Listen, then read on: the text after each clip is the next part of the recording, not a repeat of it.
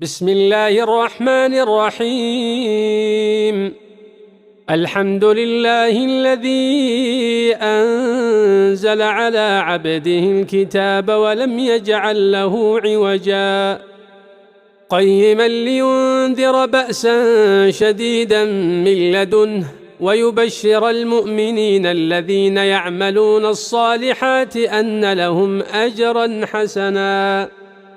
ماكثين فيه أبدا وينذر الذين قالوا اتخذ الله ولدا ما لهم به من علم ولا لآبائهم كبرت كلمة تخرج من أفواههم إن يقولون إلا كذبا فلعلك باخع نفسك على آثارهم إن لم يؤمنوا بهذا الحديث أسفا إنا جعلنا ما على الأرض زينة لها لنبلوهم أيهم أحسن عملا وإنا لجاعلون ما عليها صعيدا جرزا أم حسبت أن أصحاب الكهف والرقيم كانوا من آياتنا عجبا إذ أوى الفتية إلى الكهف فقالوا ربنا آتنا من لدنك رحمة وهيئ لنا من أمرنا رشدا فضربنا على آذانهم في الكهف سنين عددا ثم بعثناهم لنعلم أي الحزبين أحصى لما لبثوا أمدا نحن نقص عليك نبأهم بالحق إنهم فتية آمنوا بربهم وزدناهم هدى وربطنا على قلوبهم إذ قاموا فقالوا ربنا رب السماوات والأرض لن ندعو من دونه إلها لقد قلنا إذا شططا هؤلاء قومنا اتخذوا من دونه آلهة لولا يأتون عليهم بسلطان بين فمن أظلم ممن افترى على الله كذبا وإذ اعتزلتموهم وما يعبدون إلا الله فأووا إلى الكهف ينشر لكم ربكم من رحمته ويهيئ لكم من أمركم مرفقا وترى الشمس إذا طلعت تزاور عن كهفهم ذات اليمين وإذا غربت تقرضهم ذات الشمال وهم في فجوة منه ذلك من آيات الله من يهد الله فهو المهتد ومن يضلل فلن تجد له وليا مرشدا وتحسبهم أيقاظا وهم رقود ونقلبهم ذات اليمين وذات الشمال وكلبهم باسط ذراعيه بالوصيد لو اطلعت عليهم لوليت منهم فرارا ولملئت منهم رعبا وكذلك بعثناهم ليتساءلوا بينهم قال قائل منهم كم لبثتم قالوا لبثنا يوما أو بعض يوم قالوا ربكم أعلم بما لبثتم فابعثوا أحدكم بورقكم هذه إلى المدينة فلينظر أيها أزكى طعاما فليأتكم برزق منه وليتلطف ولا يشعرن بكم أحدا إنهم إن يظهروا عليكم يرجموكم أو يعيدوكم في ملتهم ولن تفلحوا إذن أبدا وكذلك أعثرنا عليهم ليعلموا أن وعد الله حق وأن الساعة لا ريب فيها إذ يتنازعون بينهم أمرهم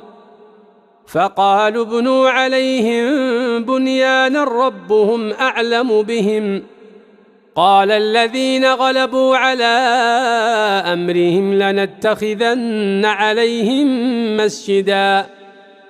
سيقولون ثلاثة رابعهم كلبهم ويقولون خمسة سادسهم كلبهم رجما بالغيب ويقولون سبعة وثامنهم كلبهم قل ربي أعلم بعدتهم ما يعلمهم إلا قليل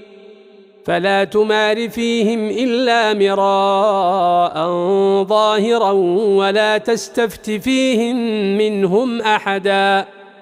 ولا تقولن لشيء إني فاعل ذلك غدا إلا أن يشاء الله واذكر ربك إذا نسيت وقل عسى أن يهديني ربي لأقرب من هذا رشدا ولبثوا في كهفهم 300 سنين وازدادوا 9 قل الله أعلم بما لبثوا له غيب السماوات والأرض أبصر به وأسمع ما لهم من دونه من ولي ولا يشرك في حكمه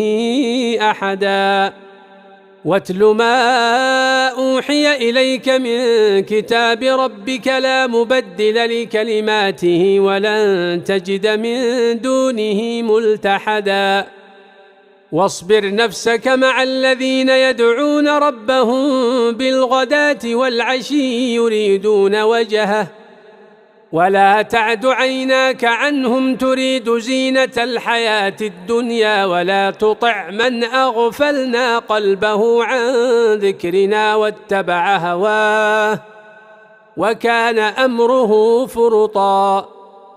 وقل الحق من ربكم فمن شاء فليؤمن ومن شاء فليكفر إنا أعتدنا للظالمين نارا أحاط بهم سرادقها وإن يستغيثوا يغاثوا بماء كالمهل يشوي الوجوه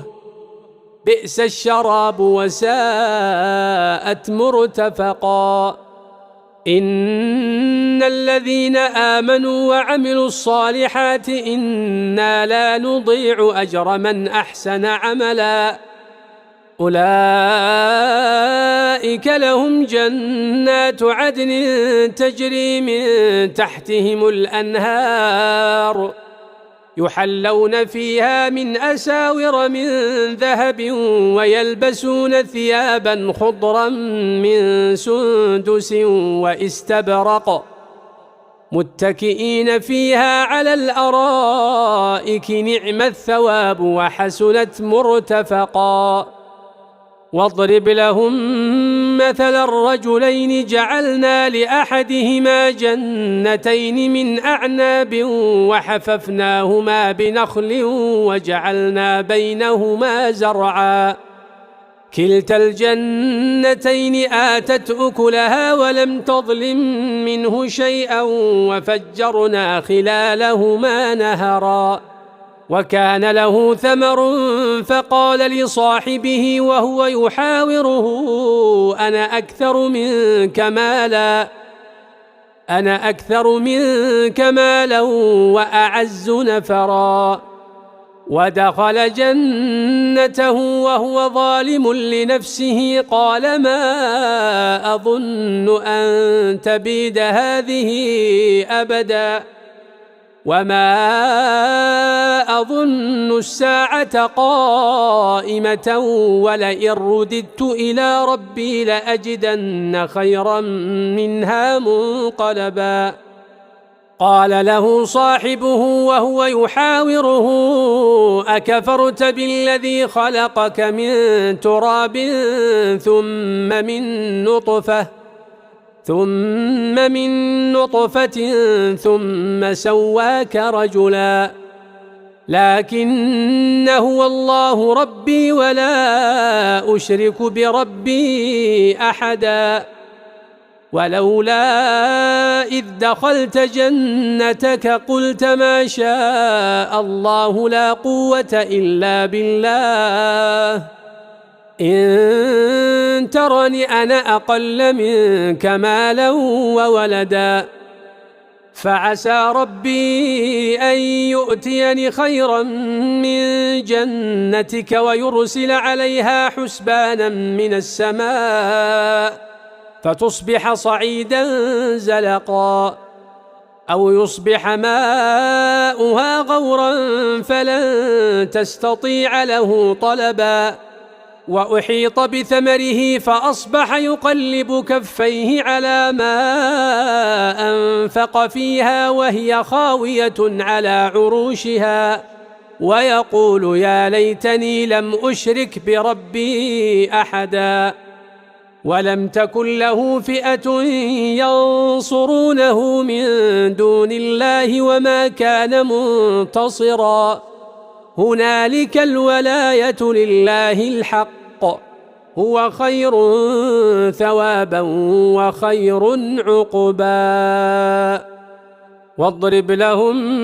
مثل الحياة الدنيا كماء إن أنزلناه من السماء فاختلط به نبات الأرض فأصبح هشيما تذروه الرياح وكان الله على كل شيء مقتدرا المال والبنون زينة الحياة الدنيا والباقيات الصالحات خير عند ربك ثوابا وخير أملا ويوم نسير الجبال وترى الأرض بارزة وحشرناهم فلم نغادر منهم أحدا وعرضوا على ربك صفا لقد جئتمونا كما خلقناكم أول مرة بل زعمتم أن لن نجعل لكم موعدا ووضع الكتاب فترى المجرمين مشفقين مما فيه ويقولون يا ويلتنا ما لهذا الكتاب لا يغادر صغيرة ولا كبيرة إلا أحصاها ووجدوا ما عملوا حاضرا ولا يظلم ربك أحدا وإذ قلنا للملائكة اسجدوا لآدم فسجدوا إلا إبليس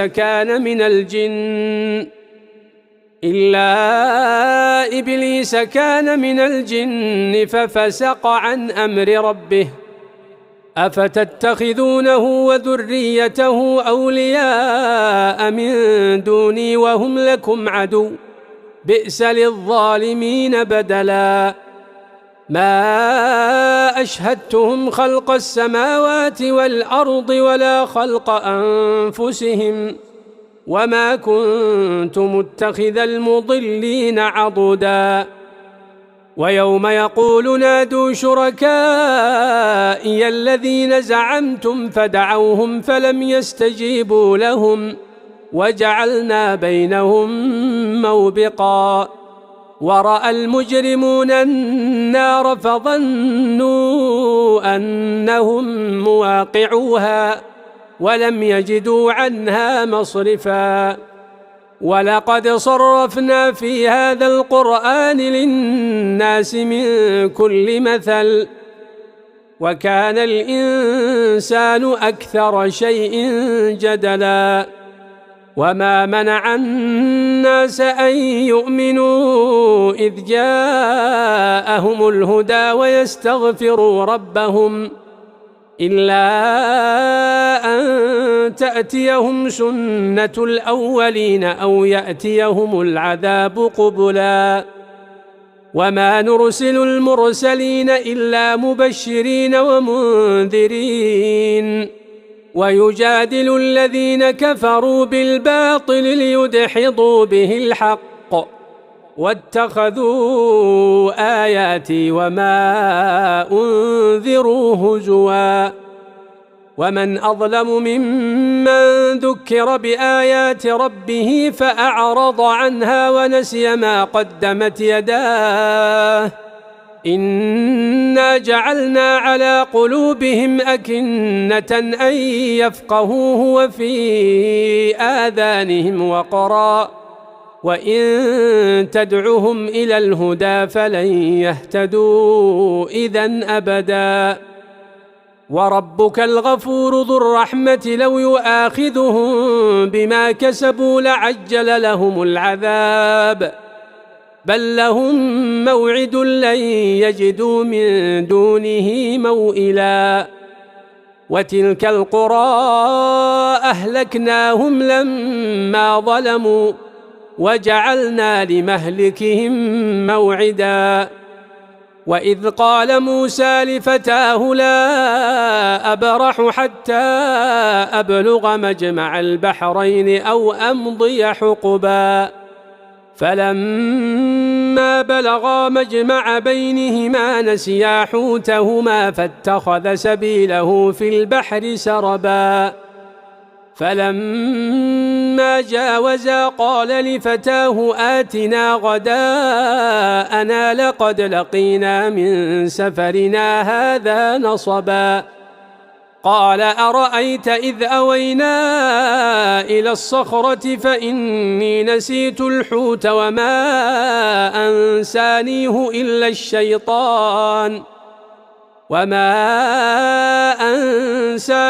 إلا الشيطان أن أذكره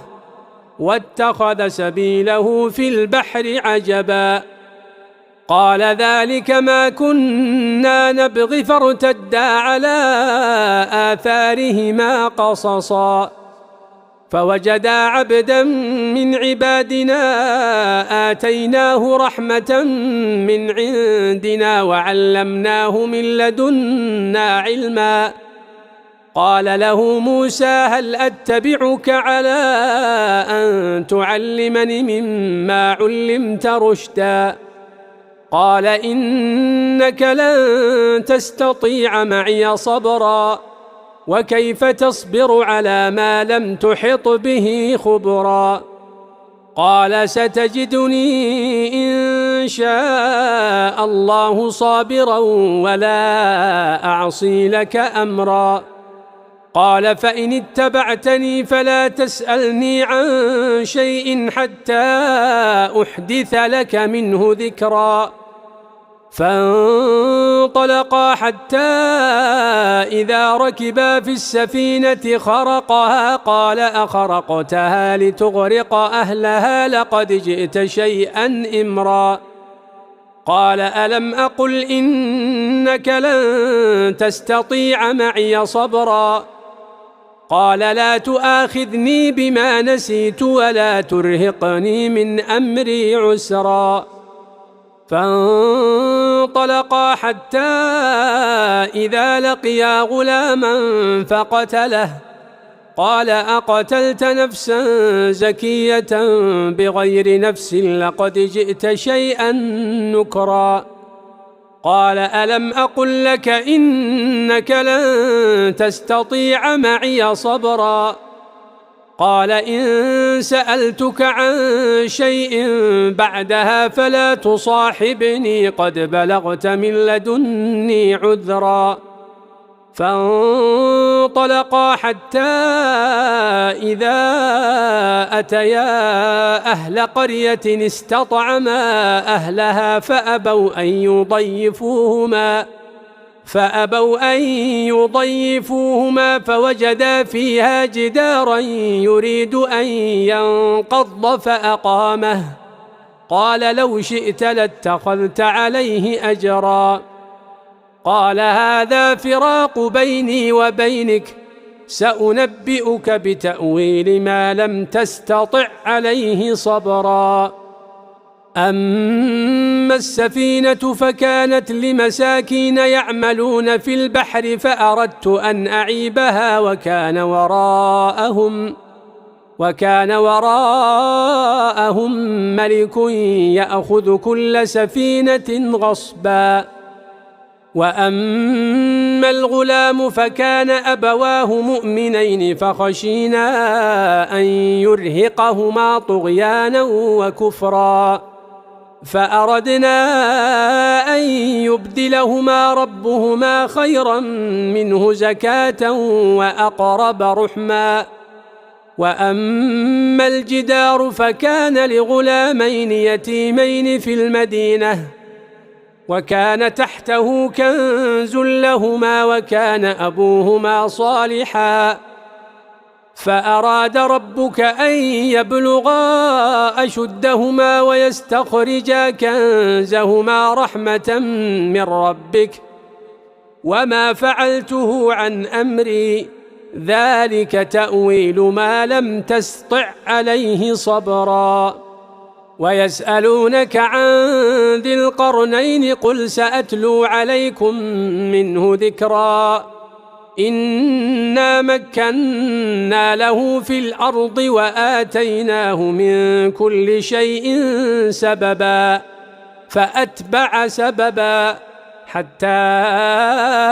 إذا بلغ مغرب الشمس وجدها تغرب في عين حمئة ووجد عندها قوما قلنا يا ذا القرنين إما أن تعذب وإما أن تتخذ فيهم حسنا. قال أما من ظلم فسوف نعذبه ثم يرد إلى ربه فيعذبه عذابا نكرا. وأما من آمن وعمل صالحا فله جزاء الحسنى وسنقول له من أمرنا يسرا. ثم أتبع سببا حتى إذا بلغ مطلع الشمس وجدها تطلع على قوم لم نجعل لهم من دونها سترا. كذلك وقد أحطنا بما لديه خبرا. ثم أتبع سببا حتى إذا بلغ بين السدين وجد من دونهما قوما لا يكادون يفقهون قولا. قالوا يا ذا القرنين إن يأجوج ومأجوج مفسدون في الأرض فهل نجعل لك خرجا على أن تجعل بيننا وبينهم سدا. قال ما مكني فيه ربي خير فأعينوني بقوة أجعل بينكم وبينهم ردما. آتوني زبر الحديد حتى إذا ساوى بين الصدفين قال انفخوا حتى إذا جعله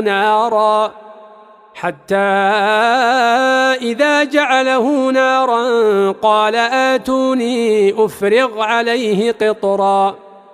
فما استطاعوا أن يظهروه وما استطاعوا له نقبا. قال هذا رحمة من ربي فإذا جاء وعد ربي جعله دكاء وكان وعد ربي حقا. وتركنا بعضهم يومئذ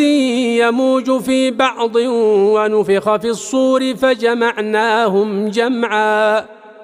وعرضنا جهنم يومئذ للكافرين عرضا.